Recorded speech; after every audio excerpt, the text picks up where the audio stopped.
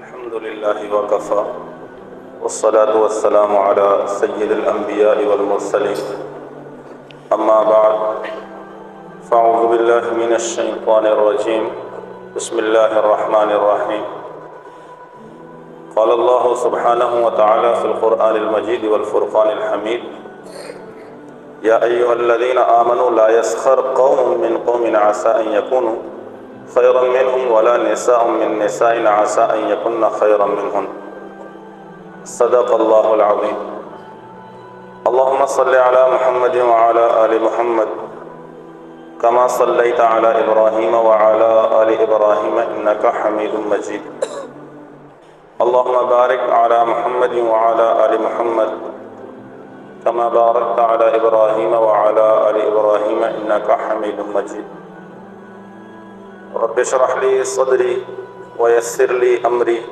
واحلل عقدة من لساني يفقهوا قولي. میرے محترم دوستو اور عزیز سامعین گرام، نبی اکرم صلی اللہ علیہ وسلم کی حضرات صحابہ کرام رضوان اللہ تعالی علیہم اجمعین کے ساتھ زندگی کیسے گزرا کرتی تھی.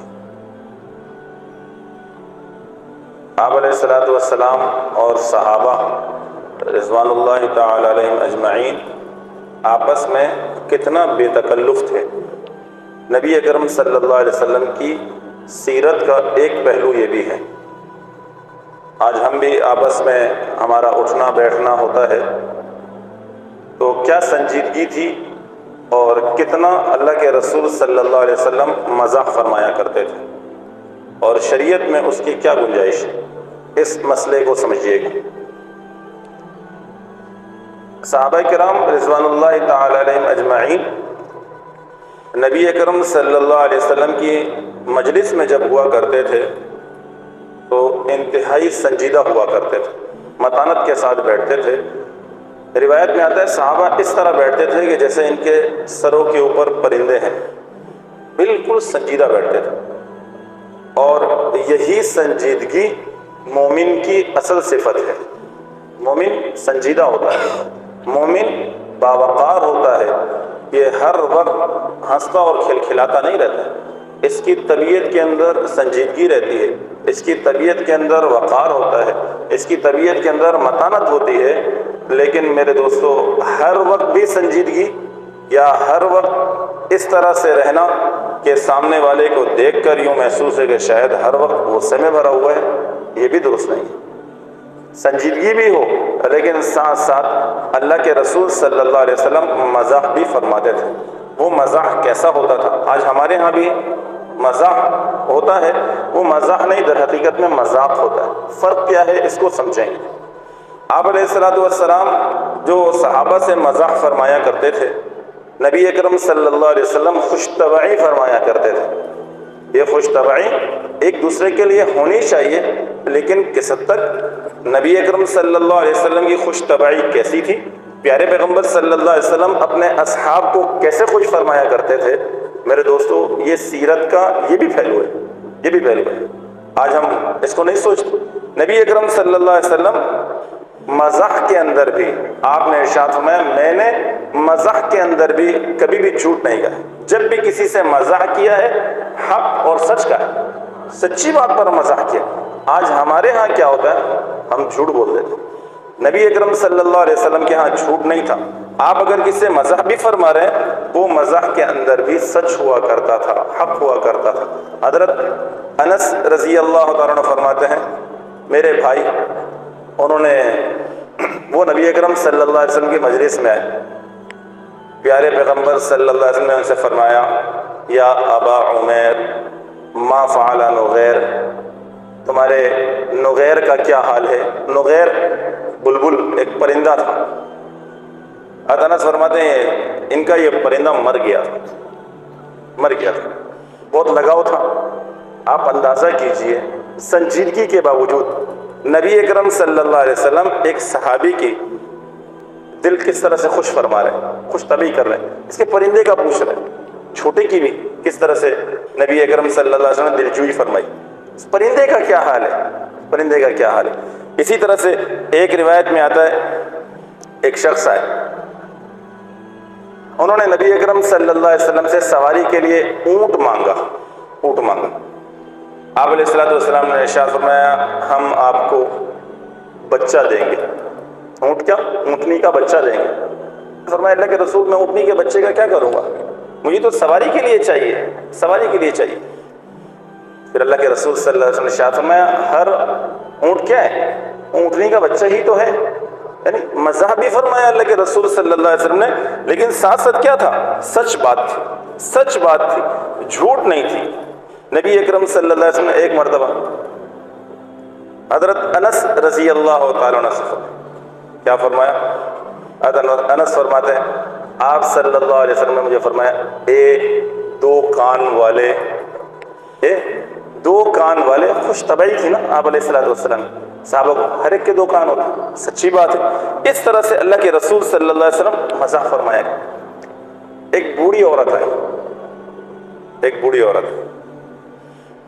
انہوں نے نبی اکرم صلی اللہ علیہ وسلم سے یہ درخواست کی اے اللہ کے رسول آپ میرے لیے دعائے مغفرت کیجئے اور آپ دعا کیجئے اللہ مجھے کیا کرے, جنت میں داخل کر دے.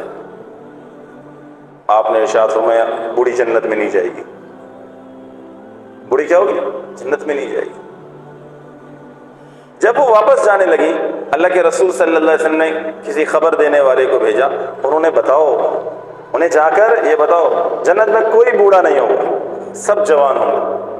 عورتیں بھی جوان ہوں گی, دوشیزہ ہوں گی, اور مرد بھی جوان ہوں گے. جنت میں بڑھاپا نہیں, سب جوان ہوں گے, سب جوان ہوں گے. ایسے اللہ کے رسول صلی اللہ علیہ وسلم نے اپنے اصحاب کے ساتھ خوش طبعی کی. میرے دوستو اس خوش طبعی کے اندر آپ دیکھ لیجئے کہاں پر جھوٹ ہے, کہاں جھوٹ ہے؟ کوئی جھوٹ نہیں ہے, سب باتیں سچ اور حق پر مبنی ہے. ایک روایت میں پیارے پیغمبر صلی اللہ علیہ وسلم نے ارشاد فرمایا اس شخص کے لیے ہلاکت ہے. کس کے لیے؟ جو لوگوں کو ہنسانے کے لیے جھوٹ بولے, جو لوگوں کو ہنسانے کے لیے جھوٹ بولے. اب ہم تھوڑا سا اپنے معاشرے کا جائزہ لیتے ہیں. ہمارے ہاں مزاح کیسا ہے؟ ہم کیسا مزاح کرتے ہیں؟ کیا وہ مزاح ہوتا بھی ہے, نہیں ہوتا؟ ہمارے اور نبی اکرم صلی اللہ علیہ وسلم کے اس مزاح میں کیا فرق ہے؟ کیا فرق ہے؟ نبی اکرم صلی اللہ علیہ وسلم کے ہاں جو مزاح ہے سب سے بنیادی چیز, اس میں جھوٹ نہیں, وہ حق اور سچ پر مبنی. نبی اکرم صلی اللہ علیہ وسلم کے ہاں جو مزاح ہے اس کے اندر کسی کی تحقیر نہیں ہے. نبی اکرم صلی اللہ علیہ وسلم کے ہاں جو مزاح ہے اس کے اندر کسی کی تذلیل نہیں ہے. یہ سب باتیں وہاں پر موجود نہیں, نہ تحقیر ہے, نہ تذلیل ہے, نہ جھوٹ پر مبنی ہے. میرے دوستو آج ہم اپنے ہاں مزاح کا تھوڑا سا جائزہ لیں تو ہمیں سمجھ میں آ جائے گا ہمارا مزاح اور نبی اکرم صلی اللہ علیہ وسلم کے ہاں کے مزاح میں کیا فرق ہے. اچھا اس مسئلے کو بھی ذہن نشین فرمائیے. مومن کی میں نے کہا اصل صفت کیا ہے؟ وہ سنجیدگی ہے, لیکن مزاح کی رخصت ضرور ہے. کبھی کوئی پریشان ہے, اس کے دلجوئی کی ضرورت ہے, کوئی ایسی بات کہہ دی جس سے سامنے والا خوش ہو تو اس کی رخصت ضرور ہے. لیکن میرے دوستو آج جو ہمارے ہاں مزاح چل رہا ہے, یا آپ دوسرے لفظوں میں یوں بیان کیجئے, آج جو ہمارے ہاں پرینک ویڈیوز چلتی ہیں, ہم تھوڑی دیر کے لیے اس کا جائزہ لیں. اس کے اندر کیا ہے آپ سمجھیے. ایسی پرینک ویڈیو دیکھنا, بنانا جس کے اندر جھوٹ ہو, جس کے اندر سامنے والے کو ڈرانا ہو. آپ علیہ السلام نے ڈرانے سے بھی منع فرمایا. ابن ابی لیلہ رضی اللہ تعالیٰ عنہ فرماتے ہیں ہم نبی اکرم صلی اللہ علیہ وسلم کے ساتھ ایک سفر میں تھے. ایک صحابی سو گئے, دوسرے نے انہیں رسی سے باندھ دیا. جب باندھا تو وہ ڈر گئے. آپ نے ارشاد فرمایا مسلمان کو ڈرانا جائز نہیں ہے, مسلمان کو ڈرانا جائز نہیں. ہمارے ہاں جو پرینک ہوتا ہے, ہمارے ہاں جو آج مزاحیہ ویڈیو بن رہی ہیں, ہم تھوڑی دیر کے لیے دیکھیں اس میں کیا ہے؟ جھوٹ ہے.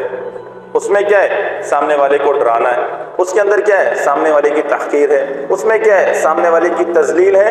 یہ ساری کی ساری باتیں میرے دوستوں گناہ کی باتیں ہیں. نبی اکرم صلی اللہ علیہ وسلم کے ہاں ایسا نہیں تھا. آپ علیہ الصلوۃ والسلام کے ہاں مزاح ایسا نہیں تھا، نبی کا مزاح وہ حق اور سچ پر مبنی تھا، سچا تھا۔ اور پھر ہمارے ہاں جو یہ ویڈیوز بن رہی ہیں اس مسئلے کو سمجھیے گا۔ ایک روایت میں پیارے پیغمبر صلی اللہ علیہ وسلم نے ارشاد فرمایا، من حسن اسلام المرء ترکہ ما لا یعنی، اسلام کی ایک خوبی کیا ہے؟